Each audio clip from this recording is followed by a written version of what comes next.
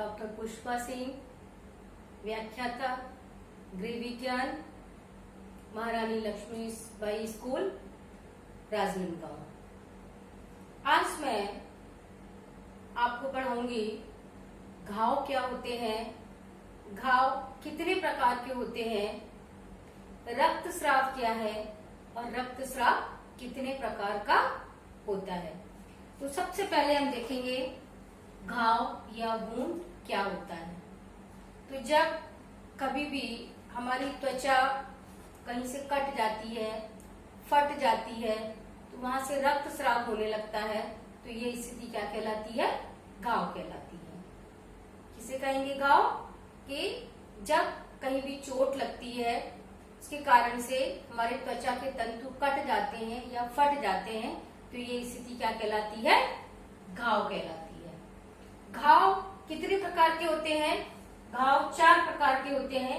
एक है कुचला घाव, दूसरा होता है फटा हुआ घाव, तीसरा होता है दूसरा कटा हुआ घाव, तीसरा फटा हुआ घाव और चौथा है गोली का घाव।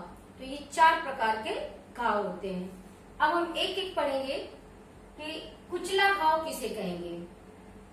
तो जब शरीर का कोई भी अंग किसी वजनदार चीज से दब जाता है और उसके कारण से जो चोट आती है और जो घाव बनता है, वो क्या कहलाता है?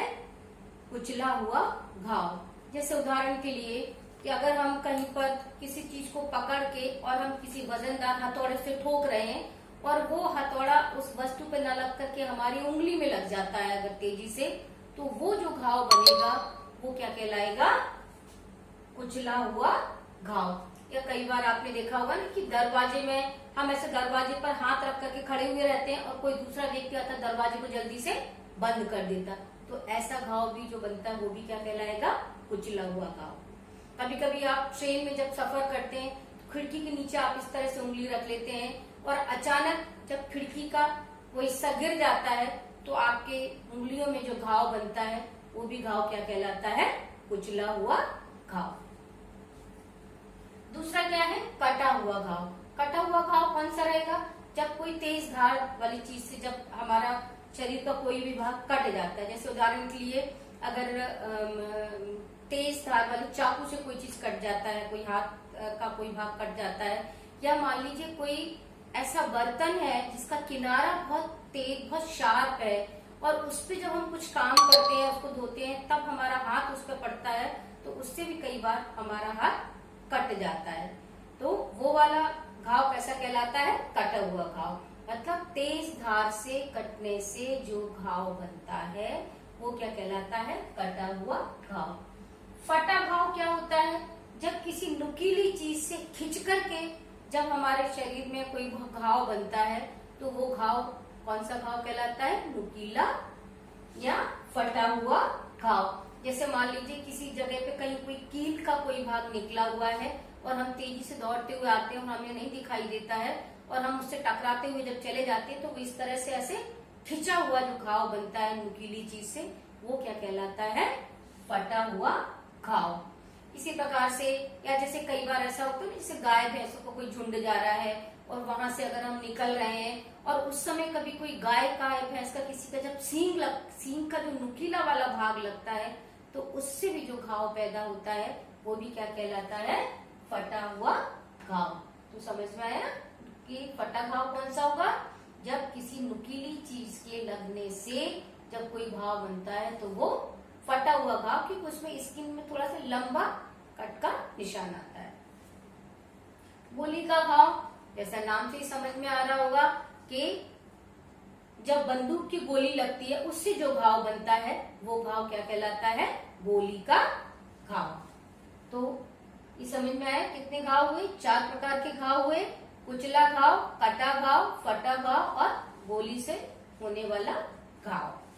अब हम देखेंगे अगर इस प्रकार से कोई भी घाव हुआ है तो हम उसमें उसे व्यक्ति को हम क्या उपचार देंगे। तो हमेशा ध्यान रखिए, प्राथमिक चिकित्सा के उपचार का पहला सिद्धांत है मरीज को धैर्य प्रदान करना।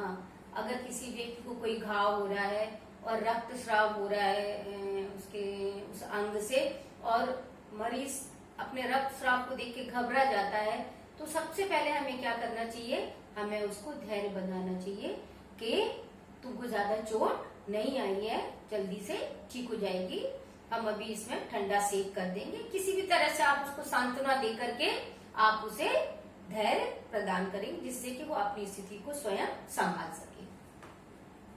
दूसरा, फिर हमेशा जब भी कहीं घाव बनता है या अगर उसमें घाव में रक्तस्राव होने लगता, अगर नहीं भी रक्तस्राव होता है तब भी हमें क्या करना चाहिए, ठंडा सेक करना चाहिए। अब ये ठंडा सेक हम बर्फ के द्वारा भी कर सकते हैं या हम ठंडे पानी की पट्टी रख करके भी कर सकते हैं। ठीक है। तीसरा है फिर मरहम पट्टी करना। अगर हमारे पास में कोई ट्यूब है जैसे बीटाडीन वगैरह है, तो हम क्या करेंगे, घाव को अच्छे से धो करके वहां थोड़ा सा बीटाडीन लगा के और हम पट्टी बांध देंगे। लेकिन अगर ज्यादा तेजी से अगर रक्तस्राव हो रहा है तो हम पट्टी तो बांधेंगे, लेकिन तुरंत हम डॉक्टर से संपर्क करेंगे और उसे अस्पताल ले जाएंगे। तो ये हुआ कि घाव क्या है, घाव कितने प्रकार के होते हैं, और अगर इनमें से कोई भी घाव हो गया है तो हम क्या उपचार देंगे। लेकिन गोली, बंदूक की गोली से जब कोई भी घाव होता है तो उसका उपचार हम तुरंत स्वयं नहीं कर पाएंगे। अगर गोली से घाव होगा तो रक्तस्राव बहुत तेजी से होता है, तो हम केवल यही कर सकते हैं कि उस समय हम उसको पट्टी बांध लें और पट्टी धैर्य बंधाएं। धैर्य बांधने के बाद में हम उसमें रक्तस्राव में पट्टी बांध लें, जिससे कि रक्तस्राव की जो स्पीड है वो कैसी हो जाए, कम हो जाए, गति उसकी कम हो जाए।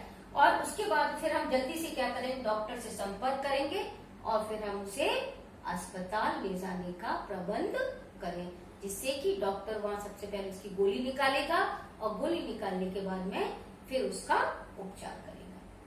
तो ये है विभिन्न प्रकार के घाव और उसका उपचार। आए समझ में? अब इसके बाद हम पढ़ेंगे रक्तस्राव क्या है, रक्तस्राव किसे कहते हैं और रक्तस्राव कितने प्रकार के होते हैं।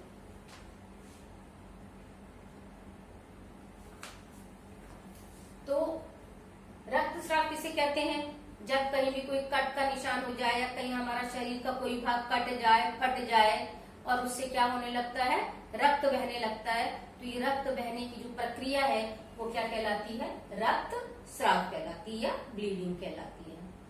अब ये रक्तस्राव कितने प्रकार से होता है, ये रक्तस्राव 3 प्रकार से होता है।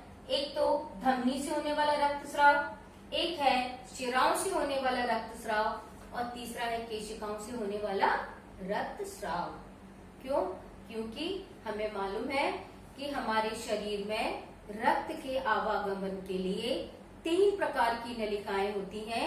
एक तो धमनियां होती हैं जो कि शरीर के शुद्ध रक्त को शरीर के विभिन्न भागों तक पहुंचाती हैं।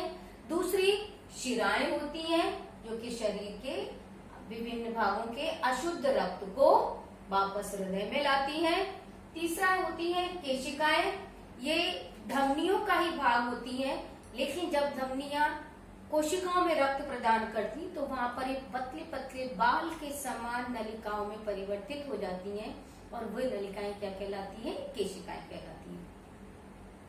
तो जब भी कहीं चोट लगेगी अगर, तो रक्त कहाँ से बहेगा, या तो धमनी से बहेगा या शिराओं से बहेगा या फिर केशिकाओं से बहेगा। तो जिस भाग से बहता है उसी के साथ अनुसार क्या रहता है, उसका नाम है। जैसे अगर रक्त धमनी से हो रहा है तो उस रक्तस्राव को हम क्या कहेंगे, धमनी से होने वाला रक्तस्राव। अगर रक्तस्राव शिराओं से हो रहा है तो हम क्या कहेंगे, शिराओं से होने वाला रक्तस्राव। अगर रक्तस्राव केशिकाओं से हो रहा है तो हम क्या कहेंगे, केशिकाओं से होने वाला रक्तस्राव। आया समझ में? अब किसी में भी अगर किसी से भी रक्तस्राव हो रहा है तो कुछ उसके जो उपचार हैं वो सभी में लागू होते हैं। जैसे उदाहरण के लिए पहले तो हम इसको पहचान करेंगे हम कि रक्तस्राव जो हो रहा है वो किससे हो रहा है। हम कैसे पहचानेंगे कि जैसे हमने आपको बताया कि 3 प्रकार का रक्तस्राव होता है, लेकिन आप पहचानेंगे कैसे, कि रक्तस्राव धमनी से हो रहा है या शिरा से हो रहा है या केशिकाओं से हो रहा है। तो हम कैसे पहचानेंगे? अगर रक्त बहुत तेजी के साथ झटके से बह रहा है अगर, तो वो, और रक्त का रंग चटक लाल है, तो वो रक्तस्राव कौन सा होगा? धमनी से होने वाला रक्तस्राव। क्यों? क्योंकि धमनियां हृदय से रक्त को नीचे के विभिन्न अंगों में ले जाती हैं, इसलिए रक्त, उनमें बहने वाला रक्त झटके के साथ बहता है और शुद्ध होने के कारण चटक लाल रंग का होता है। दूसरा, अगर रक्त धीमी गति से बह रहा है और रक्त थोड़ा सा लाल बैंगनीपन लिए हुए, थोड़ा सा मतलब चटक लाल नहीं है, तो हम क्या समझेंगे कि ये रक्तस्राव जो है वो शिराओं से हो रहा है। क्यों?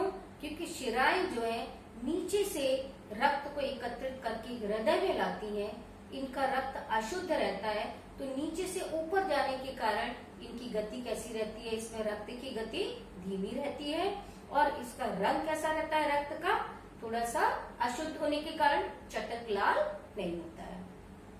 तो इस प्रकार का अगर रक्त बह रहा है या रक्तस्राव हो रहा, तो हम क्या समझेंगे? शिराओं से होने वाला रक्तस्राव। फिर है केशिकाओं से होने वाला रक्तस्राव। हमने बताया था आपको कि केशिकाएं जो हैं वो धमनियों का ही भाग होती हैं, इसलिए केशिकाओं से बहने वाला रक्त कैसा होगा? चटक लाल रंग का होगा, लेकिन ये बहुत पतली रहती हैं, बालों के समान पतली नलिकाएं होती हैं, इसलिए इनमें बहने वाला रक्त बहुत धीमी गति से बहता है। तो ये तो हुई पहचान कि हम कैसे पहचानेंगे कि रक्तस्राव धमनी से हो रहा है या रक्तस्राव शिराओं से हो रहा है या रक्तस्राव केशिकाओं से हो रहा है। आया समझ में? अब इन तीनों के लिए अगर कहीं भी उपचार, अगर कहीं भी रक्तस्राव हो रहा है, तो हम कैसे उपचार करेंगे? तो उपचार के लिए कुछ सामान्य उपचार हैं जो सभी में लागू होते हैं। किसी भी, कहीं से भी हो रहा है रक्तस्राव, चाहे धमनी से, चाहे शिराओं से, चाहे केशिकाओं से, और हम ये इनमें किसी से भी रक्तस्राव होने पर हम कुछ ऐसे उपचार हैं जो कि हम तीनों में दे सकते हैं। जैसे सबसे पहला, जैसे कि मैंने कहा कि हमें प्राथमिक चिकित्सा के सिद्धांत को ध्यान में रखना है कि सबसे पहले हम मरीज को धैर्य प्रदान कराएंगे, जिससे कि वो अपनी स्थिति को देख करके घबराए नहीं। दूसरा, रक्तस्राव में चूंकि रक्त बहुत तेजी से बहता है, इसलिए हम उस पर क्या करेंगे? ठंडा सेक करेंगे। चाहे तो हम ठंडे पानी, अगर हाथ वगैरह में लगा तो हम ठंडे पानी में हाथ डाल देंगे। अगर कहीं शरीर के ऊपरी भाग पे चोट लगी तो ठंडे पानी की हम पट्टी रखेंगे। बर्फ के द्वारा भी हम उस समय उसका सेक कर सकते हैं, जिससे कि रक्तस्राव की गति धीमी हो जाए।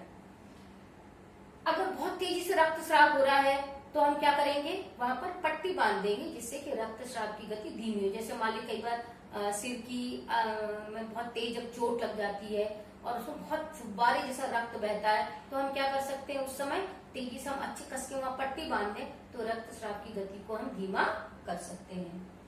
और उसके बाद फिर हमें क्या करना चाहिए? अगर बहुत तेज रक्तस्राव हो रहा है और ठंडा सेक करने के बाद भी अगर रुक नहीं रहा है, तो हमें डॉक्टर से संपर्क करना चाहिए और मरीज को अस्पताल ले जाना चाहिए।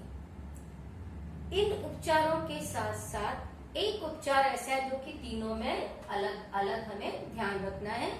कौन सा? अगर धमनी से हो रहा है रक्तस्राव, तो चूंकि धमनी से होने वाला रक्तस्राव ऊपर से नीचे की तरफ रहता है, धमनियां ऊपर से नीचे रक्त ले जाती हैं, तो अगर हमें ये पता है कि इसमें रक्तस्राव धमनी से हो रहा है, तो हम अगर उस भाग को ऊपर कर देंगे तो रक्तस्राव की गति धीमी हो जाएगी। जैसे उदाहरण के लिए मान लीजिए उंगली में बहुत गहरा कट का निशान है और हमें पता है ये धमनी से रक्तस्राव हो रहा है, अगर हम उंगली को ऐसा ऊपर की तरफ कर देंगे तो क्या होगा? रक्तस्राव की गति कैसी हो जाएगी? धीमी हो जाएगी। इसी प्रकार से शिराओं में रक्त नीचे से ऊपर जाता है, तो अगर हम पता है हमें कि शिराओं से रक्तस्राव हो रहा है, तो हम क्या करेंगे? उस भाग को हम क्या करेंगे? नीचे की ओर कर देंगे। जैसे मान लीजिए यहाँ इस भाग में हमें कट का निशान लगा है और रक्त बह रहा है और हमें ये बात समझ में आ रही है शिराओं से रक्त बह रहा है, तो हम क्या करेंगे? इसको और ऐसे नीचा कर देंगे, जिससे कि रक्तस्राव की गति धीमी हो जाए। क्यों? क्योंकि शिराएं रक्त कैसे ले जाती हैं? ऊपर ले जाती हैं। जब हम नीचे कर देंगे तो रक्त की रफ्तार जो है वो धीमी हो जाएगी।